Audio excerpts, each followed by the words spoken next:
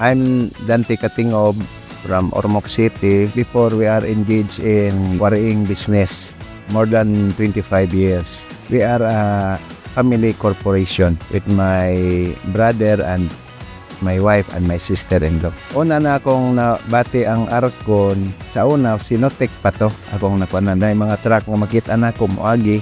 Uni sa amo, dapita nga na mga sticker nga mga Sinotec. Moto nga naintriga pug ko, asa man dapita kang Sinotec niya. Moto nga time, adto kong Cebu, kung pangita, akong giadto. Kanang kung mangutana ko, na ba sila available nga unit, naa sila available dayon. Mostly good sa amo, mohangi umi og terms nga mode of payment. So, si Sir Ken, tayon radyo kayo siya hangyoon. So, mauna siya, ni kuha po ni sa Arcon. So far, ma'am, kuan man, okay man. Naami mga special tools or special machines nga amo po i-inquire sa ilaha. Makahatag man sila niya. Ang ako pong ganahan nga usa, ang ilang presyo usahay mas ubos gyud ikumpara sa uban kay normally sa amo gud ana gyud mi nga mangulay gyud mig canvas.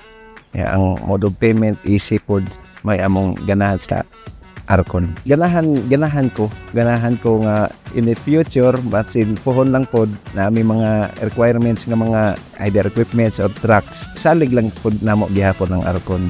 Arcon is para nako one sentence lang, easy to talk. Mao gyud ang akong ganahan. Mao pud na akong pat kanang kung na may hangyo sayon radyo kaayo nga mag-abot dayon og asa ang kuan. Labi na karon nga nasod na ang Arcon sa Liogong na previously sa katong dati pa na supplier sa Liogong nagkikinuha namin. So pag hisgot ni Sir Kent nga nasa inyo na pud ang Liogong, medyo nalipay pud ko.